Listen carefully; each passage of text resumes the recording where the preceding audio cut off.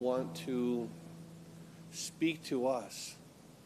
And Father, as we come into this section of just Ezekiel seeing this new temple mount, new temple area, Father, we're reminded of that the key, the thing that you want us to focus on is access, that you've made a way to you.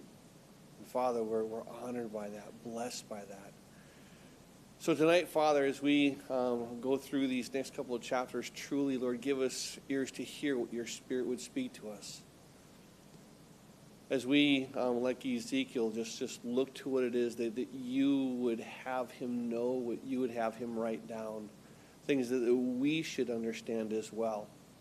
And so draw us to your heart through this. We ask it in Jesus' name, and all the saints of God said, Amen. Well, saints, if you would open your Bibles to the book of Ezekiel, chapter 40. And we're going to be going through 3 chapters tonight. So just if you've been going through this, you're like, oh my goodness, 3 chapters. If you were reading through this, maybe you struggled going through your reading. Now, we did put out handouts like this. If you don't have this handout, raise up your hand, and then we'll make sure that you get it. But you need one of these in order to semi-follow along. Because what that is, it's basically an outline of what all that Ezekiel is saying, all that Ezekiel is going to be declaring. That picture there describes it. When they say a picture is worth 1,000 words or 10,000 words, well, Ezekiel went through a lot of words here in these 3 chapters, and that picture describes it all. So look at the picture, and that's it. We're done for tonight. No, we're going to keep going with this, but what I want us to do is this. I want to focus on just a couple of things prior to entering into this whole area of looking at the temple. First and foremost, if you're a note taker, you want to jot this down. You want to jot down Ezekiel chapter 33, verse 21. Ezekiel 33, 21. You guys remember that passage? It simply declared this, and it came to pass in the 12th year of our captivity, in the 10th month, on the 5th day of the month, that the one who had escaped from Jerusalem came to me and said, the city has been captured. So at this point, we see here that in chapter 33, the city now is captured. So, of course, he talks about it in the 12th year of the captivity, the 10th month. So at that point, the city is captured. The next thing that I want you to focus on is this. If you can jot this down, Ezekiel chapter 37, I want to read to you verses 26 through 28. It begins this, moreover, I will make a covenant of peace with them, speaking of Israel. And it shall be an everlasting covenant with them. I will establish them and multiply, and I will set my sanctuary in their midst forevermore. My tabernacle also shall be with them. Indeed, I will be their God, and they shall be my people. The nations also will know that I, the Lord, sanctify Israel when my sanctuary is in their midst forevermore. Now, what God has done is this. He said, listen, Israel, Jerusalem is destroyed. And when it was destroyed, the temple was destroyed. There was nothing left.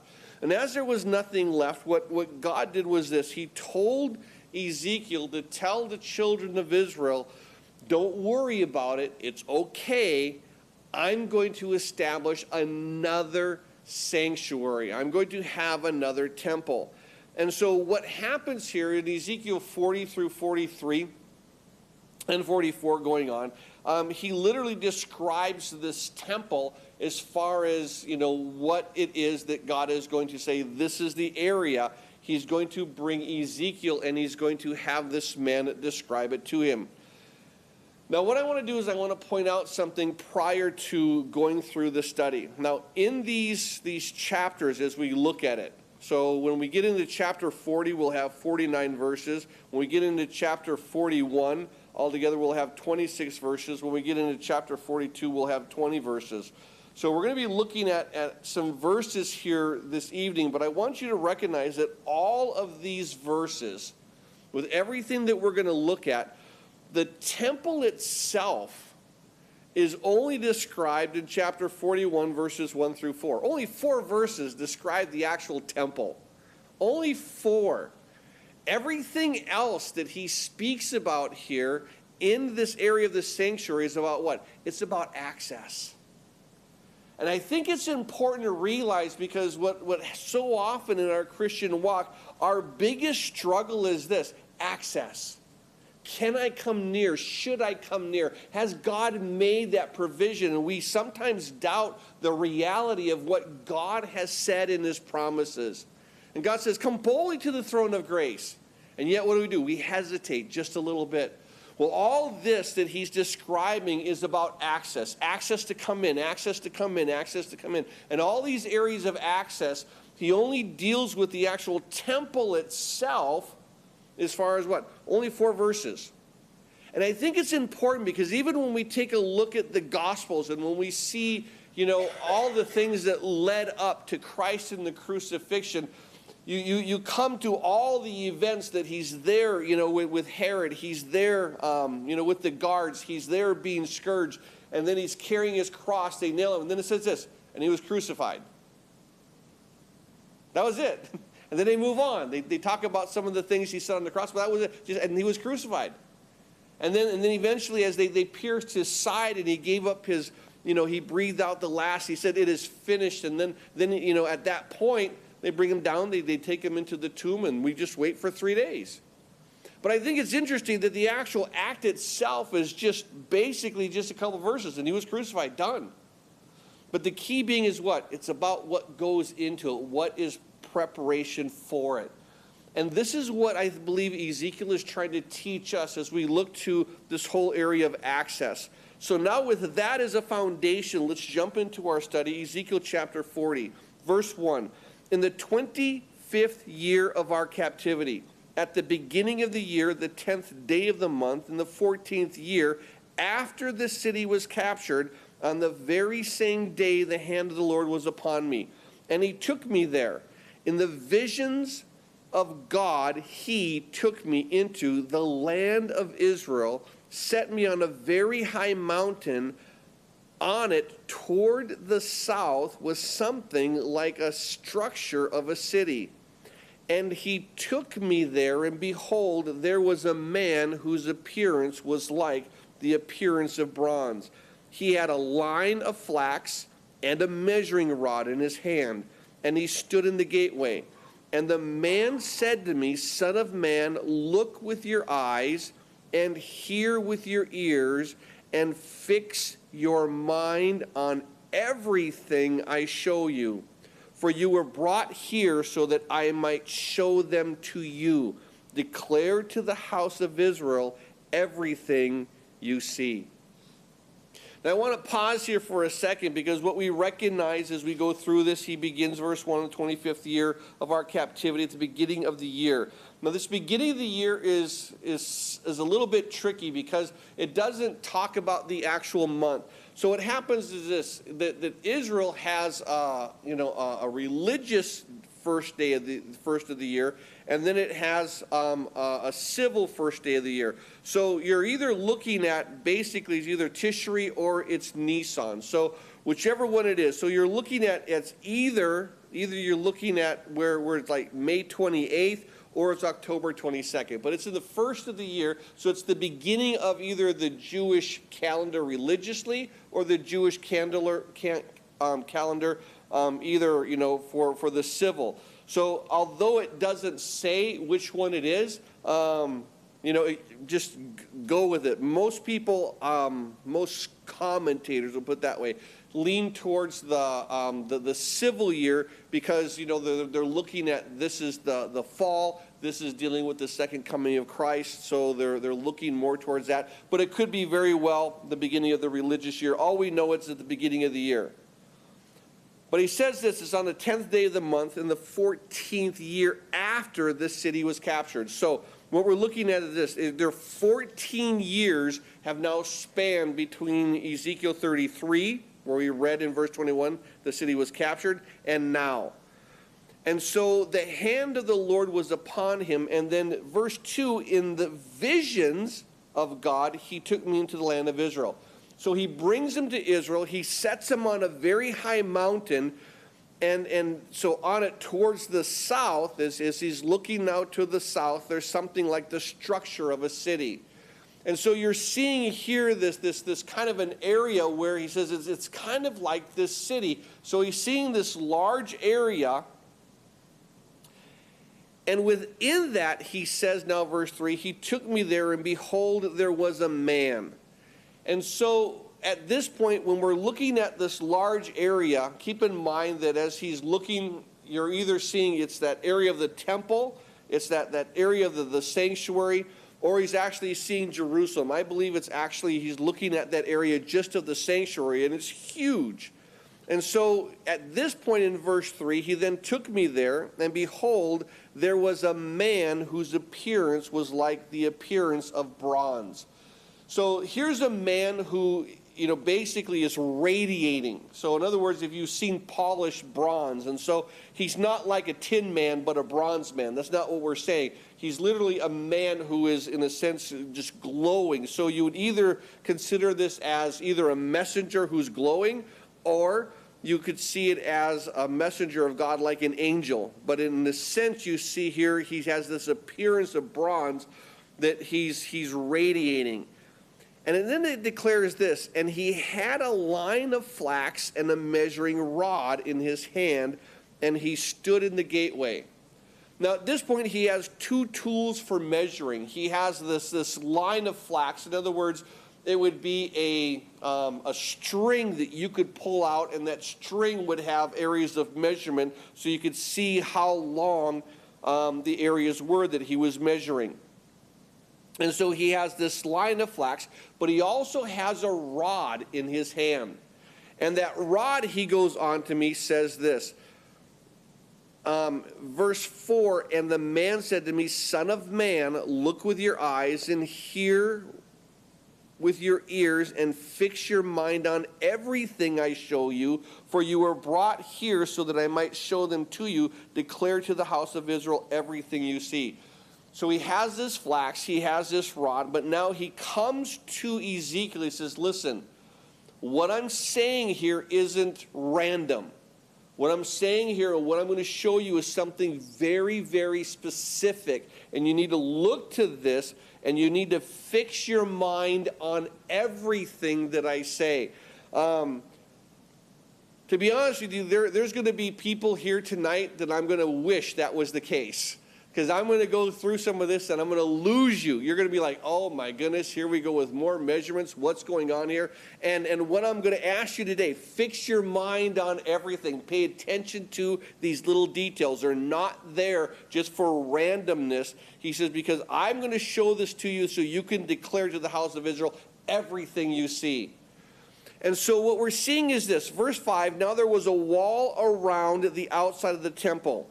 In the man's hand was a measuring rod, 6 cubits long, each being a cubit and a handbreadth, and he measured the width of the wall structure, 1 rod, and the height, 1 rod. Then, verse 6, he went to the gateway which faced the east, and he went up its stairs and measured the threshold of the gateway, which is with 1 rod wide, and the other threshold was 1 rod wide. So at this point, what we're going to see is this. He now says there's this wall completely around this sanctuary area. Now, if you take a look at that picture that I gave to you, something that there, it outlines basically this entire wall that goes around. So it's a giant square. And what we're going to see here is this giant square, as we're going to note eventually, it's 3,000 cubits by 3,000 cubits, by 3,000 cubits, by 3,000 cubits. So it's a huge, huge wall. Now, a cubit, as we're going to look here, take a look at verse 5. Now, there was a wall around the outside of the temple. So, completely around this area, there's this massive wall. In the man's hand was a measuring rod. Now, remember, he had that flax, that string to pull out, but he also had that rod. And that rod, that measuring rod, was 6 cubits. So in the man's hand was a measuring rod, 6 cubits long, each being the cubit and a handbreadth, and he measured the width of the wall structure 1 rod, and the height 1 rod. Now, we're going to pause here for just a second so I can try to help you guide what's going on. He has a rod in his hand. Now, within that rod, keep in mind, that rod was 6 cubits long. But he goes on and he explains what the cubit is. There were 2 areas, basically, what a cubit was. A cubit, for those of you that don't understand, it's a measurement that comes from your elbow to the tip of your finger. For the average man, that's about 18 inches long. And so that's a cubit. If you want to say, I want to measure a cubit, you put your hand down from your finger to your elbow, that's a cubit. Now here, so for the most part, a cubit is about 1.5 feet. That's all it is. It's 1.5 feet. So when you have basically 2 cubits, it's 3 feet. So you just use 1.5 feet. Every cubit is 1.5 feet. But this here rod was a little bit different because it said it was a cubit and a handbreadth. In other words, what you have to do is you have to measure from your elbow to your finger, and then you put your hand up there. And at that point, most scholars believe that it's going to be right around 21, 22 inches. That's what you're looking at. So the rod here that he holds in his hand, every time that we say he measures a rod, it's going to be basically 6 of these cubits. In other words, 21 inches times 6. So you're looking at basically this rod being approximately like 126 inches, or you're looking at about 10.5 feet. So whenever you have a rod, just think of it like 10 by 10 or 10.5 feet by 10.5 feet. That's what you're looking at. Every time he says there's a rod, that's what you're looking to. So when he says this in the middle of verse 5, he has that measuring rod of 6 cubits long, each being measured the width of the wall structure 1 rod, and the height 1 rod. So this wall that goes all around this temple area, 10 feet high by 10 feet thick. Now, do you follow me how this wall is? So it's not just this little tiny wall where you could step over it. There's a giant wall that goes all around it, basically 3,000 cubits on each side, 500 rods. And so you have 500 rods on each, area, each length of this wall. And so what we're seeing here is one massive wall, but that wall is 1 rod high by 1 rod thick. And so that's what it basically says there in verse 5. The width of the wall structure, 1 rod, the height, 1 rod. So the wall is basically 10 by 10. So as you take a look at what is there, don't look at those little buildings, because we're going to be looking at those in a sense, not those little squares that are around it, but just that initial wall. So imagine how large that is. That little thin line that's a wall is 10 by 10. Now that that's out of the way, let's take a look at verse 6. He then went to the gateway which faced east, and he went up its stairs, and he measured the threshold of the gateway, which was with 1 rod wide, and the other threshold was 1 rod wide. Each gate chamber was 1 rod long and 1 rod wide. So in other words, 10 by 10. Between the gate chamber was a space of 5 cubits, and the threshold of the gateway by the vestibule of the inside of the gate was 1 rod. He also measured the vestibule of the gate, of the inside gate, 1 rod, and then he measured the vestibule, or that porch area, of the gateway 8 cubits, and the gate post 2 cubits. The vestibule of the gate was on the inside, and the eastern gateway was 3 gate chambers on one side and 3 on the other. And the 3 were all the same size, so the doorposts were of the same size, and this side and that side. Verse 11, he measured the width of the entrance of the gateway 10 cubits, the length of the gateway 13 cubits. There was a space in front of the gate chambers, 1 cubit on this side and 1 cubit on that side. The gate chambers were 6 cubits on this side and 6 cubits on that side. And he measured the gateway from the roof of the gate chamber to the roof of the other. The width Verse 13 was 25 cubits as the door faces door. Verse 14, he measured the gate post 60 cubits high, and the court all around the gateway extended to the gate post.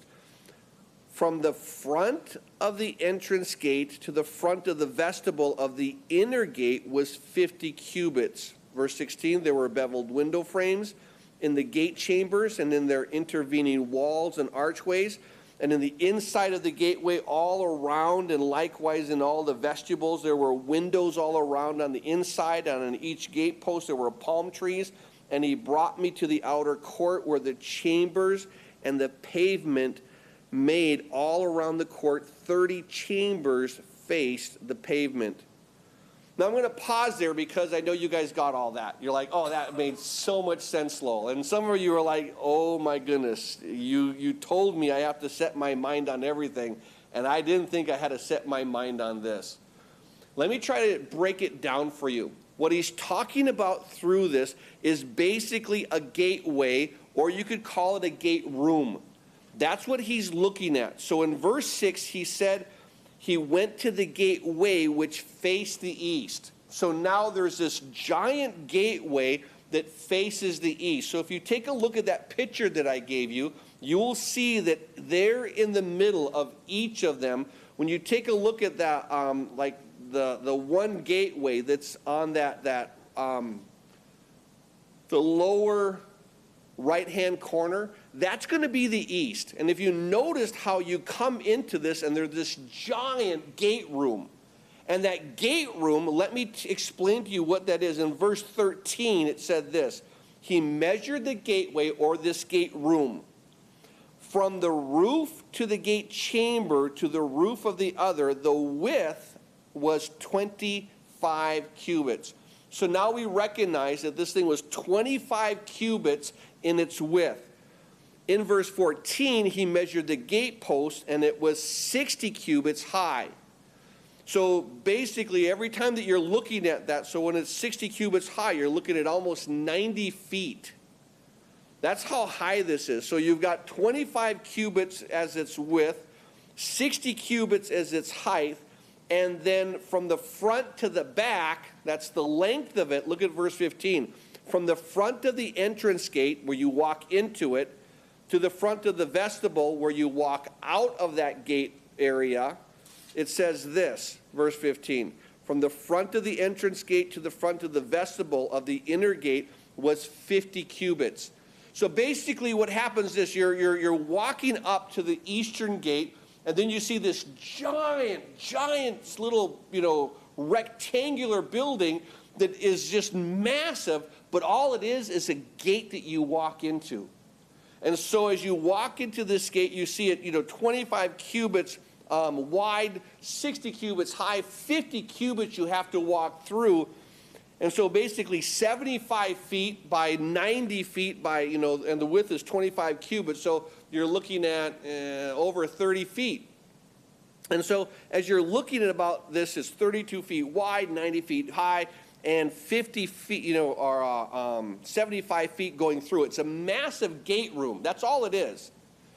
But as he describes this gate room, he calls these areas, he says, there's little pockets in them.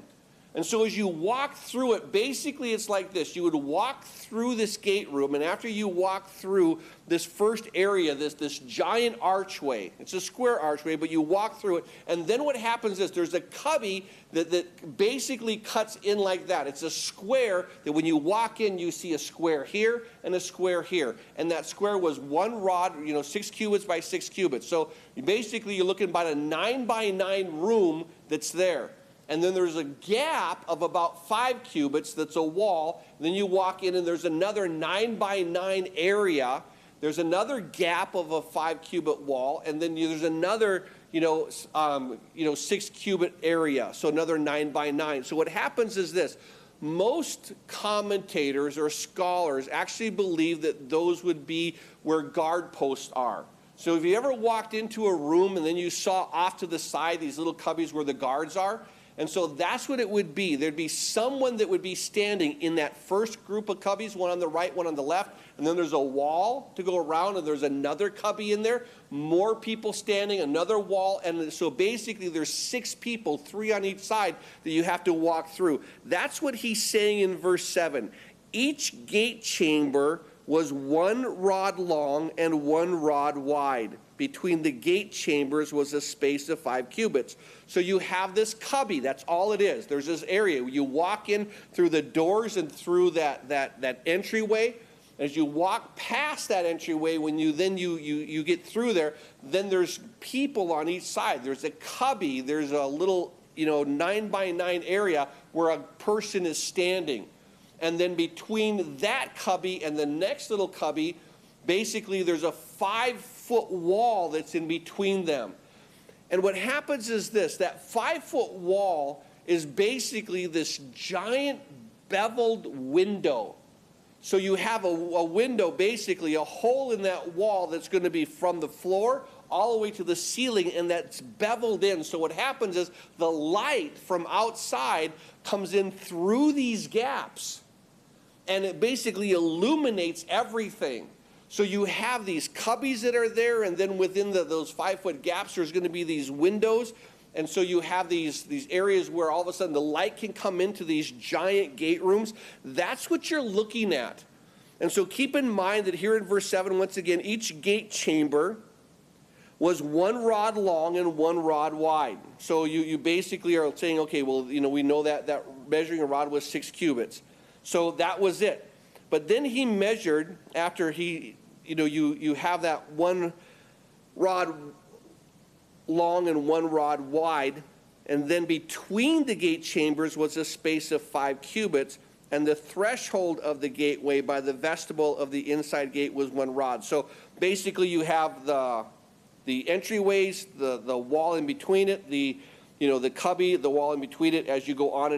And then he measured, verse 8, the vestibule, the porch of the inside gate was 1 rod. So we see here it's another, basically 10 feet as he measures the porch coming in, the porch going out. And now we see in verse 10, it says this, in the eastern gateway were 3 gate chambers, 1 on one side and 3, there were 3 gate chambers on one side and 3 on the other side. The 3 were all the same size, and also the gate posts were all the same size on this side and that side. So all he's saying, these are the cubbies. That's what he's saying. But I want to stop for just a second, because what we're going to do is this. We're looking at this gigantic wall. And what it says here in verse 6, it says, he went to the gateway which faced east. This gateway faces east. Now, if you take a look now and you shift over to verse 20, on the outer court was also a gateway facing north. You have 1 gateway coming in from the east, 1 coming in from the north, and then if you take a look at verse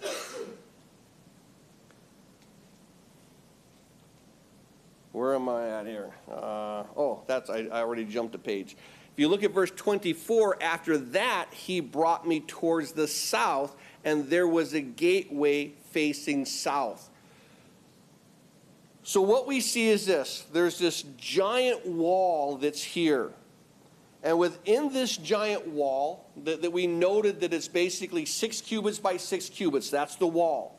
The number 6, if you know in your scriptures, the number 6 usually comes to the number of man. And so I don't place a ton on biblical, numerology, but there are some times where it does help to make sense. So at this point, this wall is 6 cubits by 6 cubits, as the rod. And as this wall is 6 by 6 all the way around, it's basically the number of man. But what's interesting is this. You have that number of man that represents the wall, but to get into it, there's basically the wall is pierced in 3 areas.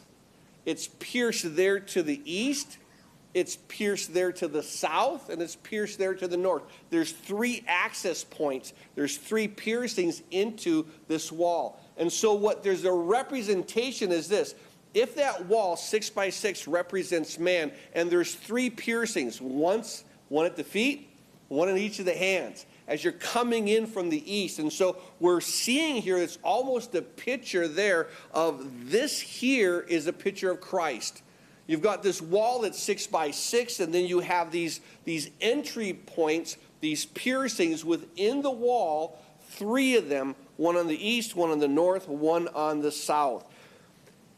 And so keep in mind that when you walk into it, this giant gate room, as you walk in, there's this threshold. You got a little cubby here with people, a wall with a window letting light in, a wall with the people, another window with letting light in, and a wall with the people. And then, of course, you're going to walk out. So that's the whole thing that he's pointing out with this giant gate room.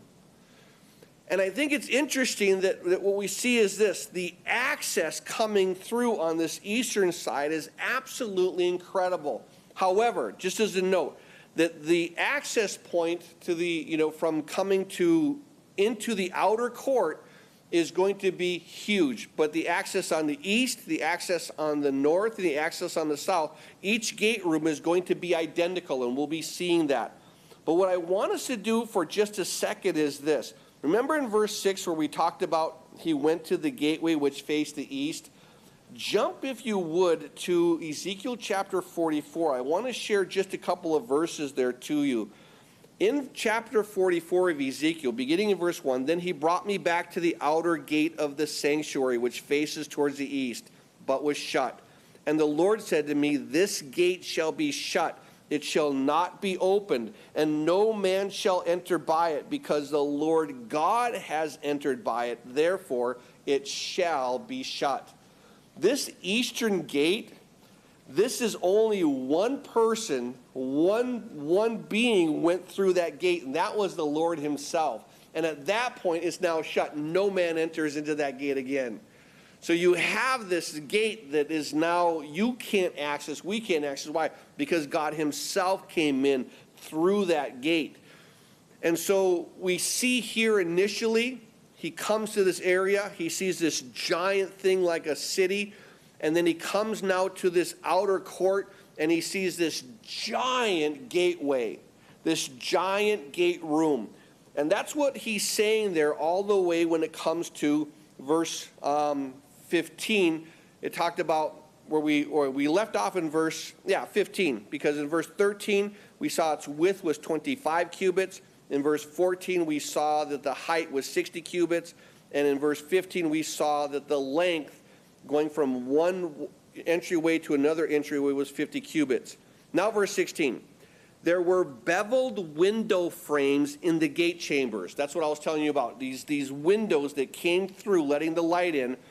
Verse 16, there were beveled window frames in the gate chambers and in their intervening archways on the inside of the gateway all around, and likewise in all the vestibules were the windows all around on the inside, and each gate post there were palm trees.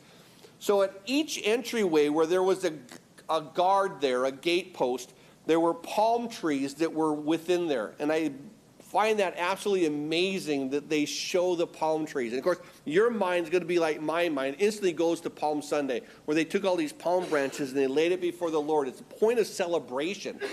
And so within the palm branches, what I said, blessed is he who comes in the name of the Lord. And you see that this is the symbol that's there when you come into this new, the outer court, or coming into the outer court through this giant gate room or this giant gateway.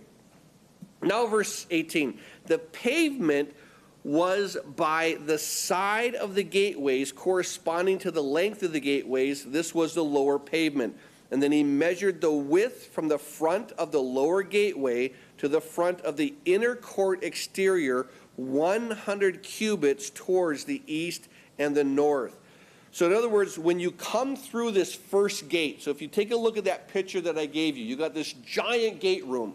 Now once you get through there, basically there's another 100 cubits that you have to go through, about 150 feet, probably about 175 if you're looking at the rods, but you have about 150 feet before you get from one gate room to another gate room. And so at this point, you're going through the outer, from outside into the outer court. Then you have 100 cubits before you get to another gate room that brings you into the inner court. And so if you're taking a look at this, what you see is this. You have the outside city. You come through these giant gate rooms, and then you come into what's known as the outer court. And that outer court basically has 100 cubits from where you exit the gate room all the way to the next gate room. So you have the outer court, and then you have the inner court, and that's where the sacrifices are done. And then, of course, you have the temple proper itself. So this is what we're looking at, and when it talks about the pavement here, verse 18, the pavement was by the side of the gateways. In other words, there was just walkways all around. It wasn't just, gravel. It was actually pavement. It was finished areas for walking on, corresponding to the length of the gateway. So in other words, it covered the whole area. It wasn't just a partial covering. It covered everything. Verse 19, then he measured the width from the front of the lower gateway to the front of the interior court exterior. So from leaving the gate, coming into the outer court, to getting to the first part of the gate that takes you to the inner court, it says here, verse 19, he measured the width from the lower gate, in other words, exiting the gateway, coming to the outer court, to the front of the inner court. The beginning of the gateway going to the inner court was 100 cubits towards the east and the north. Now, verse 20, the outer court was also a gateway, on the outer court was also a gateway facing north. So, of course, we've already covered this, where initially we just, Ezekiel was told about the gate on the east. And now he sees, wow, there's also a gate on the north, but it's exactly the same. It declares this, verse 20, and the outer court was a gateway facing north. He measured its length and its width in the gate chambers, 3 on this side and 3 on that side. Its gate posts, its archways had the same measurements as the first gate. The length was 50 cubits, the width was 25 cubits, and the windows and those of its archways and also the palm trees had the same measurements as the gateway facing east, and it was ascended by 7 steps. And its archway was in front of it. A gate of the inner court was opposite the northern gateway, just as the eastern gateway. And he measured from gateway to gateway 100 cubits. So at this point, he walks into the eastern side, and we saw the dimensions. We saw those little cubbies where the guardsmen were, and we saw the areas where the windows of the bevel let the light in. And as you would exit out, then you would see there's another gateway to the north. Same thing. Nothing changes there. And then, of course, you see now in verse 24. Oh, wait, one thing that I did want to make a note. It did declare this. There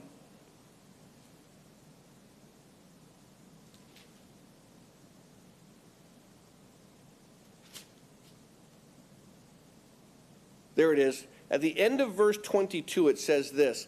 As the gateway facing east, it was ascended by 7 steps, and its archway was in front of it. There's a point here, and I think it's important to note that as you come into this gate, this giant archway, that there's 7 steps to walk up. 7 in the scripture is really known as the number of completion. 6 is usually known as the number of man. 7 is completion. 8 is new beginnings. But you take the 7 steps. You know how like when you have 7 days and it's a complete week? And so often in the book of Revelation, everything is 7 this, 7 bowls, 7 trumpets. It's all the number 7. 7 comes to the number of completion. So you take these 7 steps up, and then you come into the gate. And just I wanted to make a note of that, so we just run by it real quick, that there are 7 steps that, like the Psalms of Ascents, you're coming up. And so, as you're accessing God, keep in mind that when you're accessing God, you're not on a level plane. You have to know this. Every time you want to access God, what? You're going up to a higher area. You're not, Lord, you're going to come down and meet me. No, I'm going up to meet you. This is what it always should be within our hearts and our minds, that God is not on a level plane. He's so far above us, so far beyond us. It's important to say, when I come to you, I'm actually wanting to take a step up. I'm wanting to become the better part of myself, not just, hey, take me. Now, don't get me wrong. He'll accept us just as we are, but then what? But then he begins to clean us. Then he begins to sanctify us. It's about elevating you up, raising you up. And so at that point, we saw going into the eastern gate. Then he sees that gate to the north. And then verse 24, and after that, he brought me toward the south. And there was a gateway facing south. And he measured its gateposts and its archways according to the same measurements. And there were windows in it, and in its archways all around, like those windows. Its length was 50 cubits, and its width 25 cubits. 7 steps led up to it, and its archways was in front of them. It had palm trees on its gateposts, and on this side and on that side. In other words, as you would look on both sides, they were all the same. There was also, verse 27, a gateway on the inner court facing south. So in other words, you'd walk through one gateway and you'd look straight into another gateway 100 cubits on, and that would take you to the inner court. So verse 27, there was also a gateway on the inner court facing south, and he measured from the gateway to the gateway towards the south 100 cubits. So you recognize that inner court is basically, you have 100 cubits all the way around, going from the outer gates to the beginning of the inner court gates. Verse 26, or verse 28, now we begin to go to the inner court. Then he brought me into the inner court through the southern gateway. So he now showed him from the south, and he now says, okay, let's take a look. And he says, yep, there's the southern gateway. And now he brings him to the inner court. Verse 28, he measured the southern gateway according to the same measurements. Also, its gate chambers, its gate posts, its archways were according to the same measurements. There were windows in it, and its archways all around. It was 50 cubits long, 25 cubits wide. And there were archways all the way around, 25 cubits long and 5 cubits wide. The archways faced the outer court. Palm trees were on the gate posts. The going up were 8 steps. And he brought me into the inner court facing east, and he measured the gateway according to the same measurements. Also, the gate chambers and its gate posts, its archways were according to these same measurements. And there were windows in it and archways all around. And it was 50 cubits long and 25 cubits wide. And the archways faced the outer court. And the palm trees were on the gate posts and on the side post. And on that side and going up it were 8 steps. And he brought me, verse 35, to the north gate, and he measured it according to the same measurements, and also the gate chambers, its gate posts, its archways. And it had windows all around. Its length was 50 cubits. Its width was 25 cubits. The gate posts faced the outer court. Palm trees were on the gate posts and on this side. And on that side, going up to it, were 8 steps. And there was a chamber and an entrance by the gate posts of the gateway, and they were where they washed the burnt offerings. In the vestibule of the gateway were 2 tables on this side and 2 tables on that side, on which to slay the burnt offering and the sin offering and the trespass offering. Now, I want to pause there for just a second, because all he's saying is this. We've walked into one massive gate. And then I looked and I saw, as we saw this one on the east, and I saw there was one on the north and one on the south, and went and measured exactly the same. There were cubbies in there, 3 each, where 3 guards would stand on each side. On each side of those stands, there were palm trees and windows with lights, giant beveled windows from the top to the bottom, and it was just a thing of beauty to behold. There were 7 steps entering, so you would come into the outer court. But then when you went into the inner court, there were 8 steps. 8 being what? The number of new beginnings. So you come to the point of completion. I'm coming to God. But then as you get closer to God, it's like, oh, I'm a new beginning. The closer you get, you realize this. God first calls it being born again. And if you've been a Christian long enough, maybe you've experienced where he's like, I've been born again. he just takes me to this whole new level of walk where he just, in a sense, the baptism of the Spirit, this brand new beginning, where now I'm coming not just in this outer court where I'm going to be experiencing a part of God, but now I'm going to come into the very inner court, and there's 8 steps that rises up. But I want you to realize that each one of those gate rooms are exactly the same. You walk in, and they're towering above everything else. 90 feet high. That thing is massive. And all it is just an entrance. Just an entrance. I mean, how grand is it that this thing is 90 feet by 75 feet, 25 cubits across, and this thing is just so huge, and it has these windows where light is streaming in, these little cubby areas where guards are there, protecting you, and you have to go through one, and then you 100 cubits, and you come to another one. These things are massive. But I want you to realize how much time Ezekiel puts into just talking about one thing, the gate. The gate. That's all it is. And keep in mind that you can call it the gate, or you could call it what? The doorway. That's all it is. It's just one giant doorway. And keep in mind that Jesus said what? I'm the door. I'm the door. Just you have to understand that when you look to the access of Christ, it's enormous. And each one of these things show just the power of God, the enormity of God. When you take a look at just how he runs through these gateways just over and over and over, and each one being the same. But he takes the time after he explains the gateway of the east. Then he says that each one is basically identical, but he goes through each and every gateway, and he doesn't miss one. You have to understand that the access of Christ is, listen, I'm the way. It's going to be through me. And so you may come from a different direction. Some may come from a place of I was, a good kid my whole life. Others will come through, I was a horrible kid, So you may come from a different direction, but you're all coming through what? Through that gate. They're all the same. And so keep in mind that as you come through these gates, now we see this.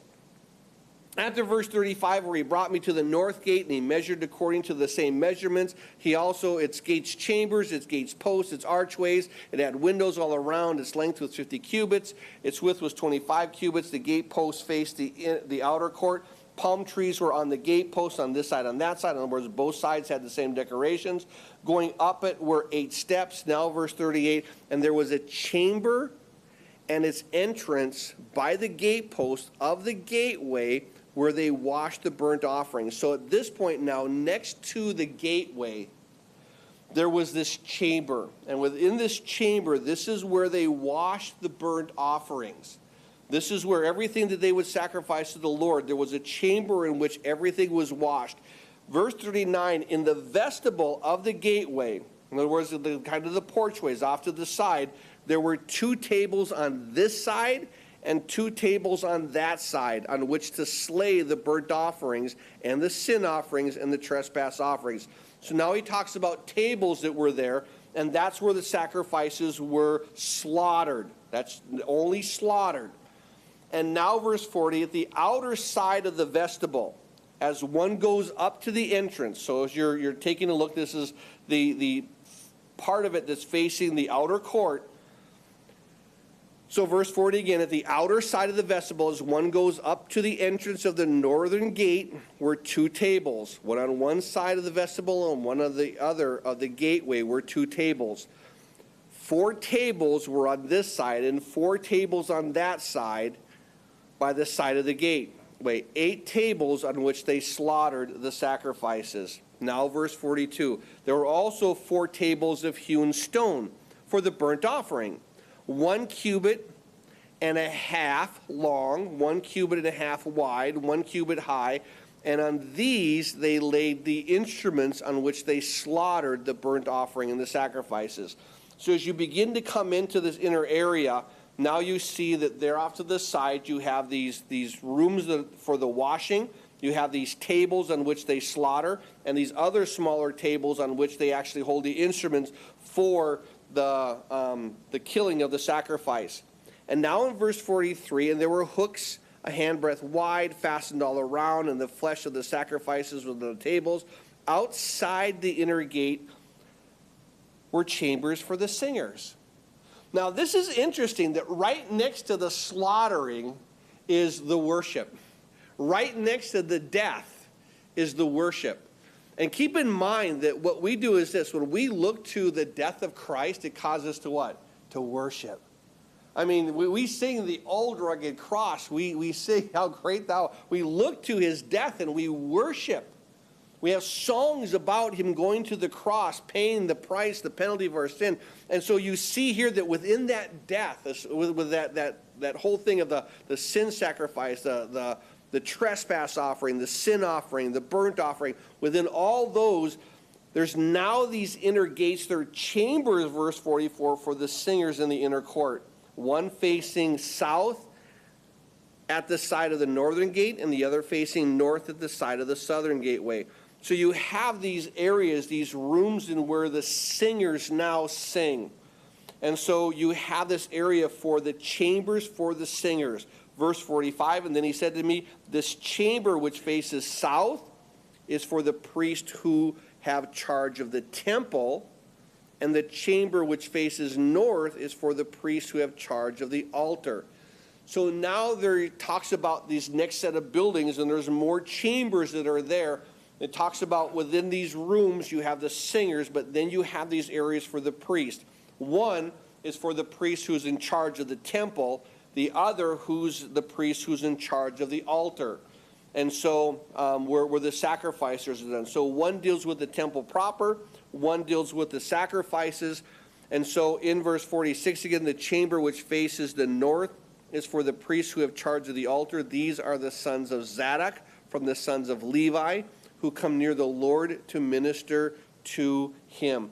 Now, as a note, I want to just make this one thing very specific. It does not say in verse 46, who come near the Lord to minister for him. Do you understand what ministry is? Ministry is to the Lord. So it's the ministry to him. So all that they're doing, they're not ministering for the Lord, they're ministering to the Lord. Every time that they come and they seek to minister for the people, they're ministering to the Lord. Everything they do that's for the people, it's to the Lord. Do you know what this does? There are times where you begin to minister to someone that eventually what happens is this. They just don't seem as grateful as you think they should be. You ever do that where all of a sudden I've been doing this and I'm doing this, I'm doing this, and I've been doing it for years and years, and what thanks do I get? And, you know, the bottom line is this, that you've already received the greatest of all gifts, eternal life. And everything that you do on this side is a response to what Jesus Christ has already done on the cross. He purchased your salvation.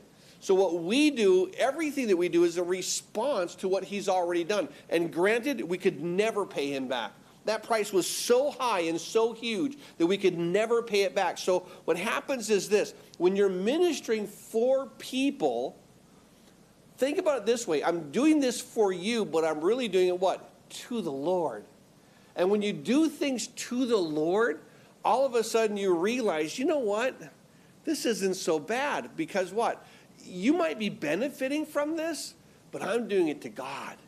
He's the one who sees this. He's the one who understands it. And keep in mind that you can do any worship, and it, no matter how mundane it can be an absolute blessing and a testimony of the glory of God. Example, when Jesus washed the disciples' feet. In John chapter 13, where he goes and he basically just, after dinner, he sets aside his garment, picks up a towel, girds himself, begins to wash it. That's slaves' jobs. But yet what he did it as what? As an act of worship. And so much so that it was literally put in Scripture as he does what? This is to the glory of God. And so he takes a menial task, and as he does it to the glory of the Father, it becomes this incredible thing in the words of Scripture that it becomes this memorial of worship. And keep in mind, I believe that anytime we do things to the Lord, you may do it for people, but when you do it to the Lord, that God says in heaven, oh, this is good, this is good. It's a memorial of worship. And so now in verse 47, he measured the court 100 cubits long and 100 cubits wide, 4 square, and the altar was in front of the temple.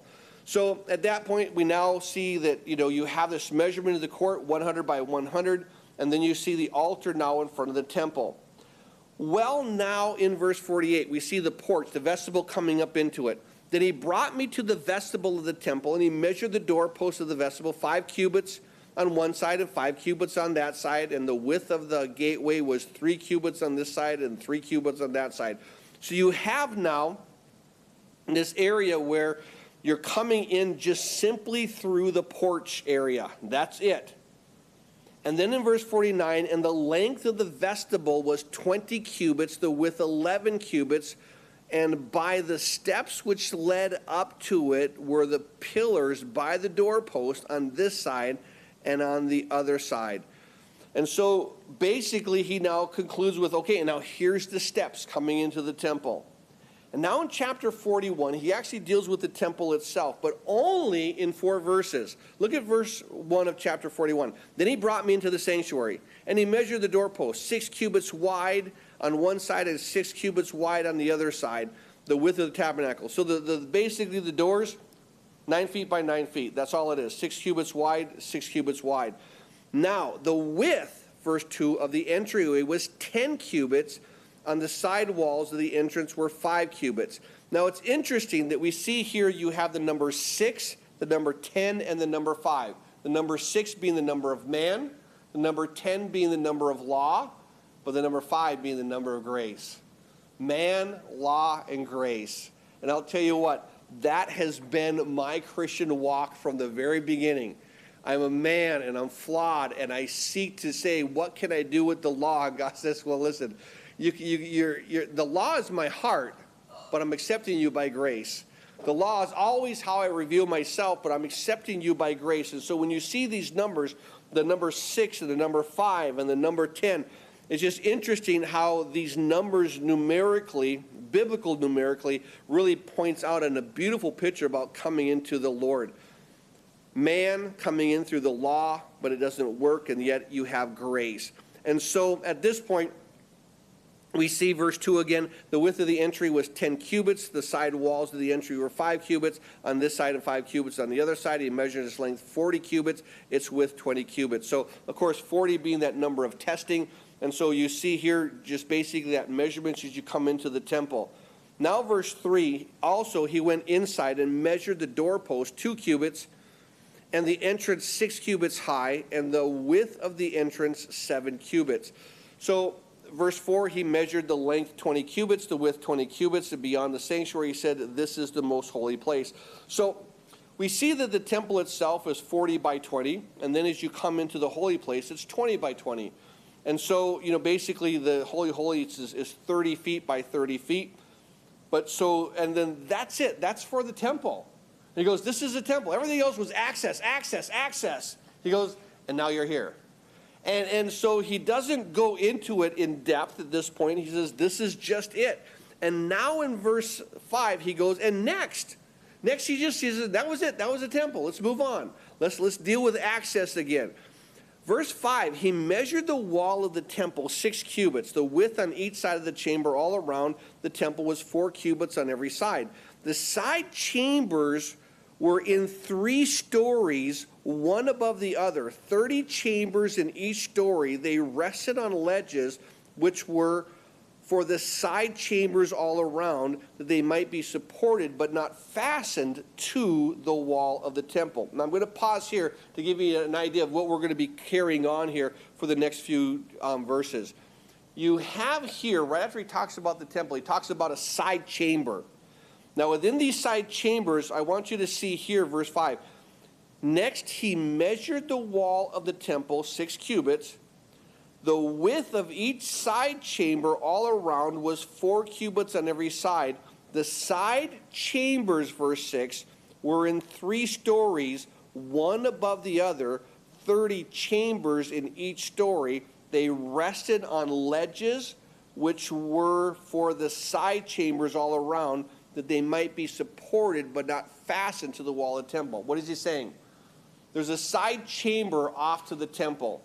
And basically what they look like is this. There's rooms that go up, and then you have a roof. They go up, and there's a roof, and they go up, and they have a roof. And then in the middle there is a temple. So they look like giant steps coming up to the temple, but what happens is they're not fastened to the temple. Nothing attaches to the temple, but they're right there where they're supported by it, but they're not fastened to it. So within these rows, you have these rows of storage areas where the priests are at, another row on the second story, another row on the third story, and what we see is this. There's 30 chambers in each story.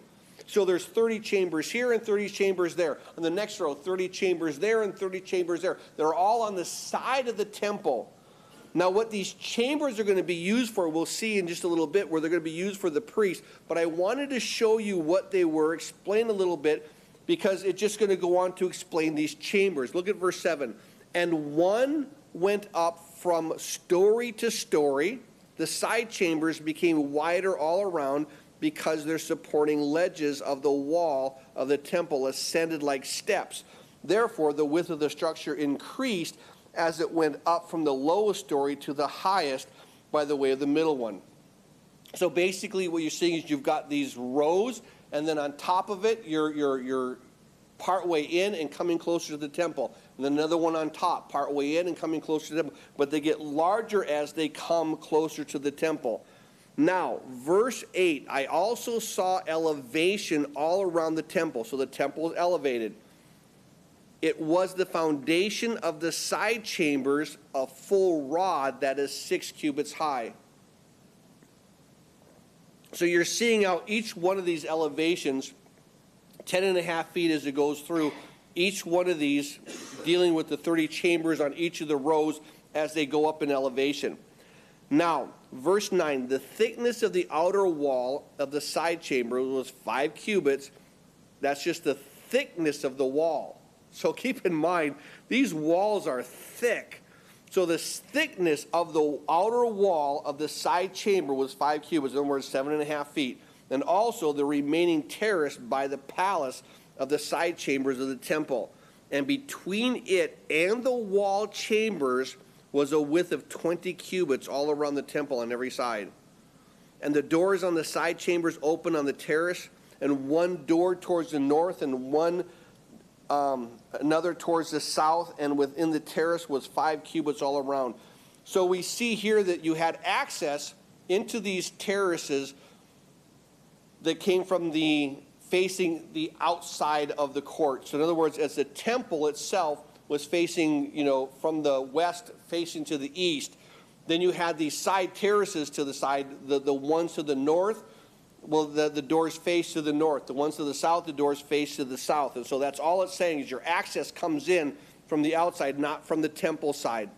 Verse 11, the doors of the side chambers opened on the terrace, one door towards the north, another towards the south, and the width of the terrace 5 cubits all around.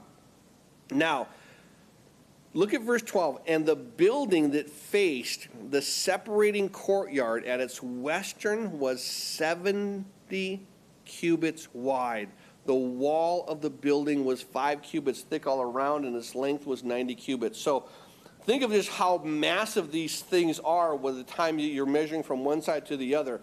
That we're seeing here, its length is 90 cubits, but the whole building that's there west facing it was 70 cubits wide. Now verse 13, he also measured the temple 100 cubits long, and the separating courtyard with the building and its walls was 100 cubits long, and the width of the eastern face of the temple, including the separating courtyard, was 100 cubits. So you see this massive square that comes around the temple.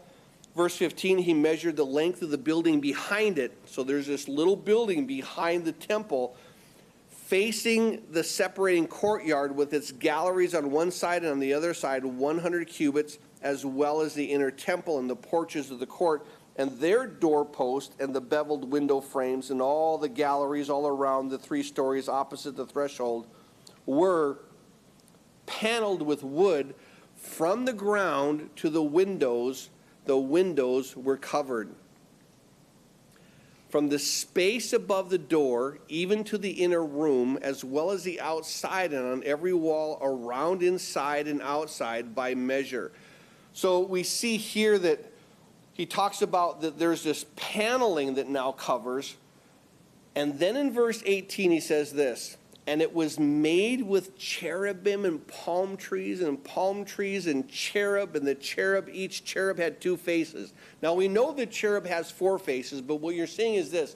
You're seeing the silhouette of the cherub. One silhouette has the face, verse 19, of a man, is looking towards one palm tree, and another silhouette of the face, and then we're going to see this, of a young lion is facing through another palm tree.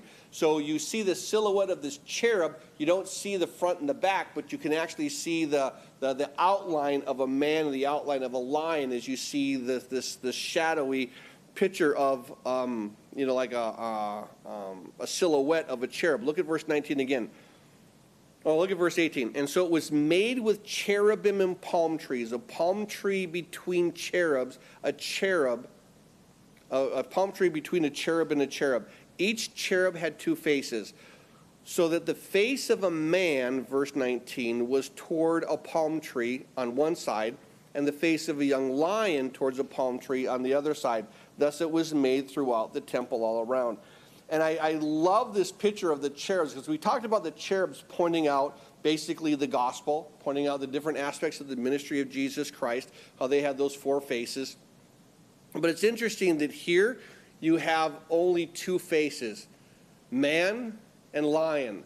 You have the king and you have the man. And so you see these 2 aspects of just the ministry of who Christ is. You have the man and you have the lion. You have the 2 together. Those are the faces that are facing the palm trees to the glory of God, as we looked at Palm Sunday.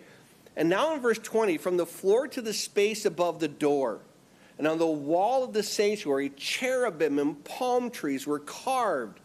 Verse 21, the doorposts of the temple were square, as was the front of the sanctuary. Their appearance was similar.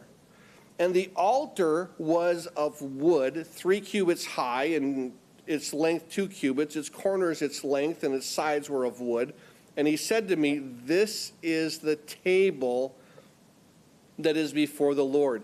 So now he goes to this altar that is there, the altar of incense, and he says this is of wood, 3 cubits high, 2 cubits its corners. And the temple, verse 23, in the sanctuary had 2 doors.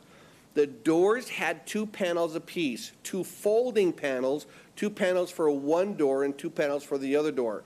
So we see now as you go into the temple itself, the doors weren't just swinging doors. The doors were beveled doors. So they'd open up and they'd fold. So basically the doors would fold in and they'd fold closed. This is where the access of the sanctuary was. Not swinging doors, but folding paneled doors. So take a look at verse 24. The doors had 2 panels apiece for their folding panels, 2 panels for one door and 2 panels for the other door. The cherubim, the palm trees were carved on the doors of the temple, just as they were carved on the walls. A wooden canopy was on the front of the vestibule outside, and there were beveled window frames and palm trees on one side and on the other, on the sides of the vestibule and also on the sides of the chambers of the temple and on the canopies. So now we see here, again, speaking of just those buildings that are on the side and, of course, looking at the temple itself. Now in chapter 42, then he brought me out into the outer court. So he brings him out again. By the way toward the north, and he brought me into the chamber which was opposite the separating courtyard and which opposite the building towards the north, facing the length, which was 100 cubits, and its width 50 cubits, was the north door. Opposite the inner court of 20 cubits, and opposite the pavement of the outer court was a gallery against gallery in 3 stories. So he's just explaining a little bit more of those 3 tiered things that are on the side of the temple.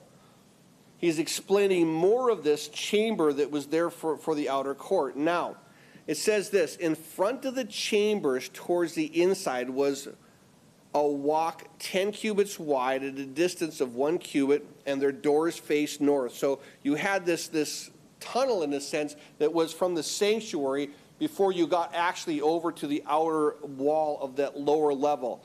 Now verse 5, now the upper chambers were shorter because the galleries took away space from them more than the lower and the middle stories of the building, for they were in 3 stories and did not have pillars like the pillars of the courts. Therefore, the upper level was shortened more than the lower and middle levels from the ground up. And a wall which was outside ran parallel to the chambers at the front of the chambers towards the outer court. Its length was 50 cubits. Now, verse 8, the length of the chambers towards the outer court was 50 cubits, whereas facing the temple was 100 cubits. So basically, it talks about the 2 sides. The width of it, if you want to say, is 50 cubits. The length of it is going to be 100 cubits. So going the length of the temple, 100. Going to the side of the temple, of course, it's 50. And the lower chamber was the entrance on the east side as one goes into them from the outer court. Verse 10, and there were chambers in thickness of the wall of the court towards the east, opposite the separating courtyard and opposite the building. There was a walk in front of them also, and their appearance was like the chambers which are toward the north.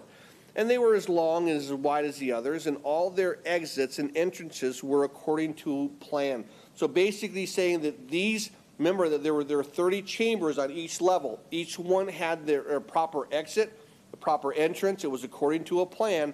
Verse 12, and corresponding to the doors of the chambers that were facing south as one entered them, there was a door in front of the walk, the way directly in front of the wall towards the east. And he said to me, the north chambers and the south chambers, which are opposite the separating courtyard, are holy chambers where the priest who approach the Lord shall eat the most holy offerings.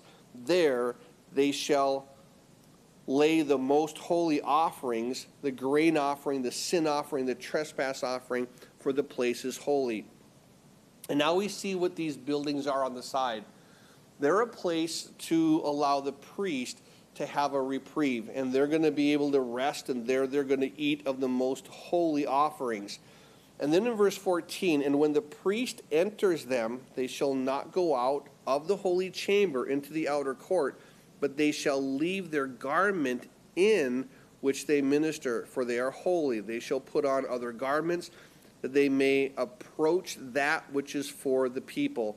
So at this point, we see here they're almost like little tiny rooms for the priest to come in, to rest in, to eat in. And so all of these side chambers that are there, they're for those who are ministering to the Lord. And I think that sometimes there's truth to that, because if you ever notice that when you're ministering and you're ministering to people, for whatever reason, you just draw near to the Lord. I mean, you're ministering to people, but when you do it, you just draw near to God. And this is what he does. He says, for those that are ministering, I'm going to keep you close. I'm going to provide for you. You're going to be right here with me. And then in verse 15, now when he had finished measuring the inner temple, he brought me out through the gateway that faces towards the east and measured it all around. So he now brings him out of that inner court to the outer court. Verse 16, he measured the east side of with a measuring rod, 500 rods by the measuring rod all around. In other words, 3,000 cubits. He measured the north side, 500 rods by the measuring rod all around. He measured the south side, 500 rods by the measuring all around. And he came around to the west side, and he measured 500 rods by the measuring rod. And he measured it on the 4 sides, and it had a wall around 500 cubits long, 500 wide, to separate the holy areas from the common. So what he's saying is this: basically, you're looking at 3,000 cubits is what you're dealing with. Massive, massive area. But he says what this wall is to do is to take it and to separate it from what? From the common. You have the common where everybody goes in, but when you come into the Lord, keep in mind it's no longer common. It's holy. And you have these giant gateways that allow you access, these beautiful gateways, and where there's security and light and doors and windows and palm trees, all these things that just picture more and more just the glory of God. And then you enter in through this outer court, which is massive. And as you have that massive outer court, but keep in mind that your focal point, as soon as you walk out of that first gateway, you see what? Another gateway. You realize, I'm here, but I can get closer. I'm here, but I want to get closer, and I want to get closer. I'm not just content to be on the outside. I want to draw closer and closer. And then once you get through that one, the inner vestibule, then it's what? Now it's the temple. And this is where that ministry takes place, and where God says, for those who are ministering to me, I'm going to provide for you here. I'm going to take care of you. For the singers and the priests who work the altar, the priests who work the temple, I'm going to watch over you, and I'm going to have a place for you. And so that's where that whole area where he talked about those 30 rooms on each row of those levels that went up, that were supported by the temple but not attached to the temple, which is just a really important thing to say, just how close it is. But yet it's what? It's not part of it. It's a closeness, but it's not the temple proper. And so I think that with this, hopefully, as we went through this passage, that you, like me, were sort of looking at it and say, okay, fix your mind on everything. We went through some things a little quicker because they were kind of speaking of this is exactly the same as the other one. But it's important to note that every single place, no matter where you come from, the entrance is always the same. That no matter where you come from, it's only Christ, only Christ, only Christ. He's our access.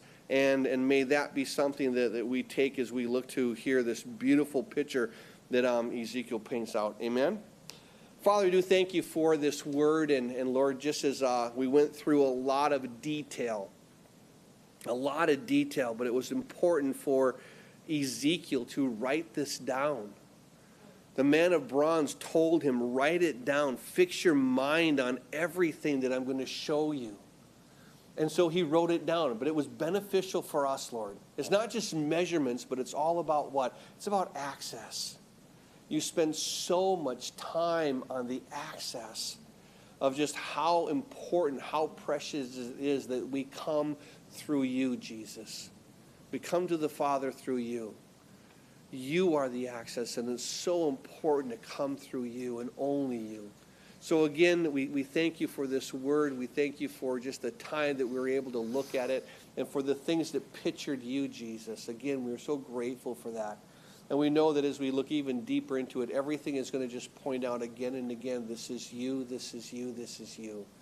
And so, Father, through your grace and through your Spirit, continue to minister to our hearts as we try to internalize what it is that you're showing us here through this word. We know, Lord, that this wall, 6 by 6, the number of man pierced in 3 areas, that Jesus, you are our access.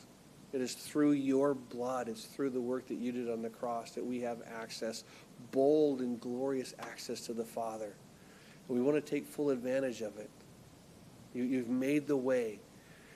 Father, bid us to come. We ask this in Jesus' name, and all the saints of God said, amen.